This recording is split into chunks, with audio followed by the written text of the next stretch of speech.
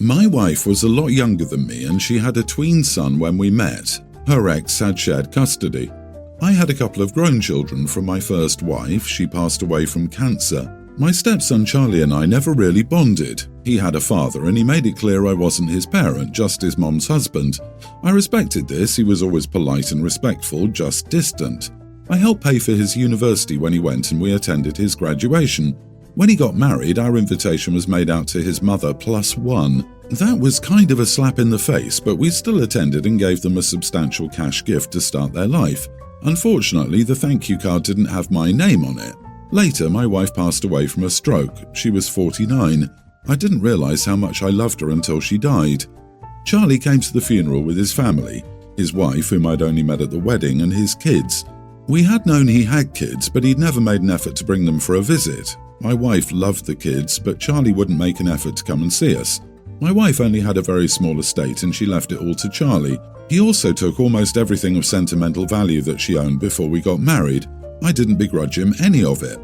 My first grandchild just graduated cum laude last year and I went to his graduation. My son and his wife have worked hard to get their kids into college, and I'm proud of them. My son mentioned that my grandson had a job waiting and would be debt-free pretty quick. I asked how much he owed. Then I wrote him a check to pay it off. I plan to do this for all my grandchildren. I guess my daughter-in-law and my stepson's wife are Facebook friends. He found out what I did, and he asked if I planned to do the same for his children. I don't really have any connections to his kids. I don't see them. They don't consider me their grandfather. I've personally only ever seen them at the funeral. I was really put off by him coming by to ask about money after ignoring me for years. I know that if my wife were alive, she would want me to help out her son. It just felt dirty. I said that I had the money for them in my will and that if they needed it for university, I would give it to them early. He said I'm a petty little man and his mom would be ashamed of me for treating his kids like this. I don't really think I owe them anything. They have a real grandfather. I'm only including them in my will for my wife's sake. So, am I the idiot? Not the idiot. You don't owe them anything, and it's very telling that Charlie wants no relationship with you except when it comes to money. He and his family have already inherited under your wife's estate. In my opinion, you're not obligated to include them in your estate. I feel you've been more than generous in your treatment of the stepson. For the stepson to try to shame you and call you petty is shameful. Your decision, but I would cut this parasite out of my life and never look back. They have a biological grandfather that could meet their needs. Are your biological grandchildren going to have 3 grandfathers leaving them money?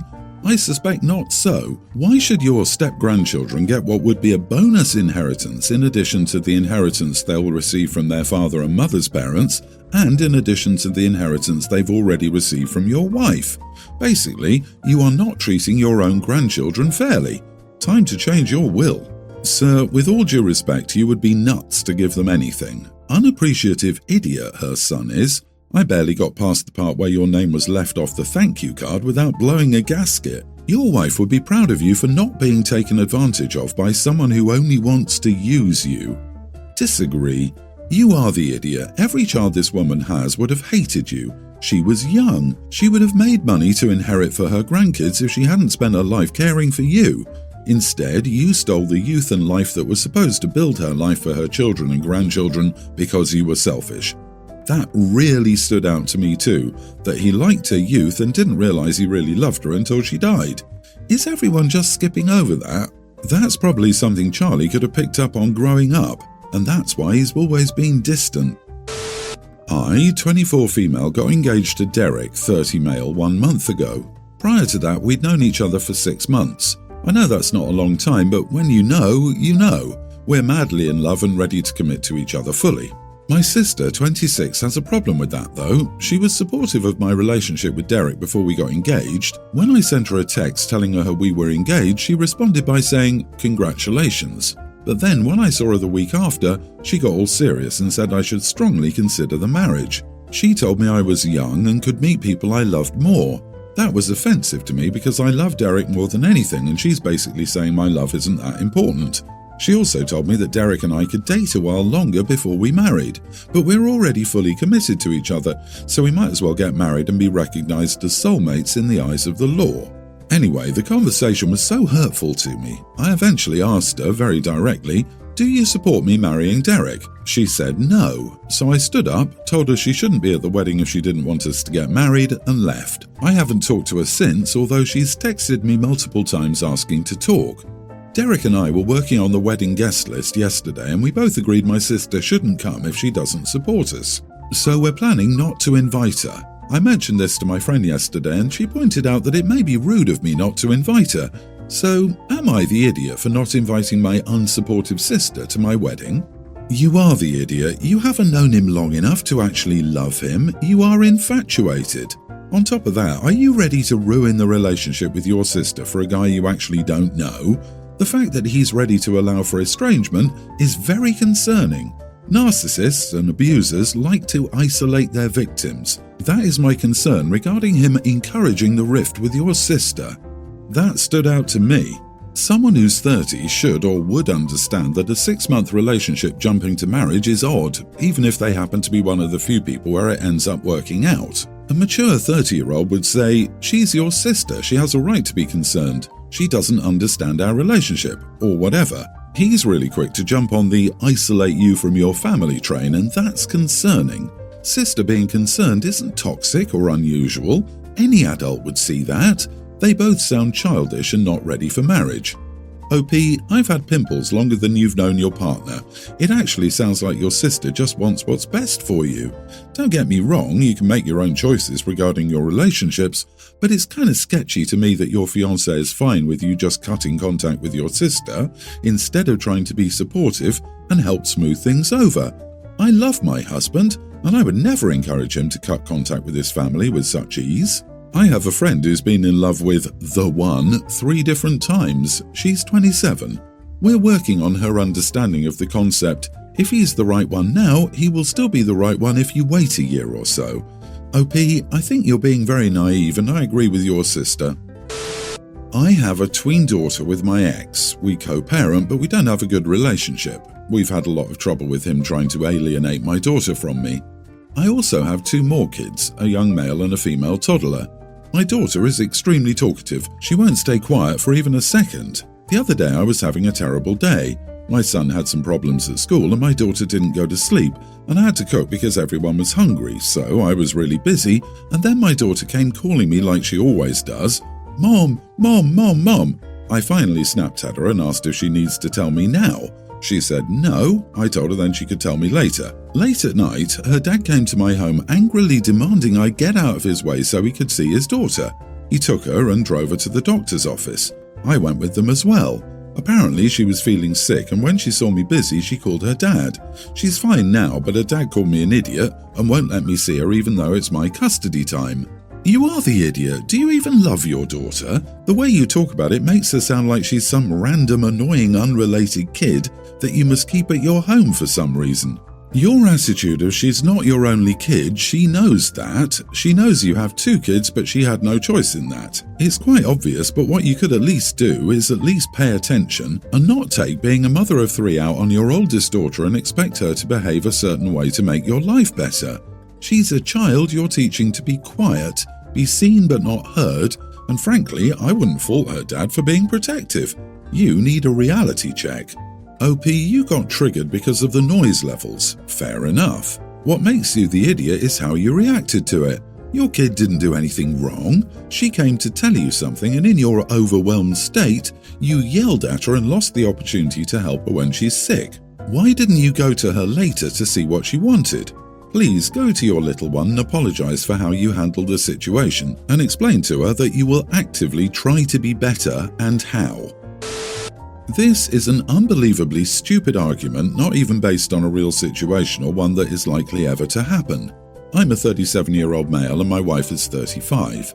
My wife asked me if there was ever a situation in which she and our 2 kids, who are a kindergartner and a little older, were in danger, who would I save first? I told her right from the bat it was a stupid question to ask and I didn't want to keep talking about it, but she kept pushing and pushing for an answer, so I just said out of instinct, I'd save the kids first. She then got really irritated, asking, well, what about me? I reiterated how stupid her question was and that there was no point in talking about it, but again she wouldn't shut up. So ultimately I just said to her out of annoyance that in any scenario I'd save the kids first, then go back for her, and that I'd hope she'd do the same considering the kids always come first. Well, now she's angry at me over some fake scenario, all because I said I'd save the kids over her. She says I'm an idiot for being unfeeling and callous, and that I'm belittling her for calling the question stupid, and she's gone on the defensive, basically saying I'm calling her stupid. She's been snappy, not really talking to me, and is, in general, just being argumentative. Am I the idiot? Oh dear, you fell victim to one of the classic blunders. The most famous is, never get involved in a land war in Asia, but only slightly less well known, never answer a wife's hypothetical questions.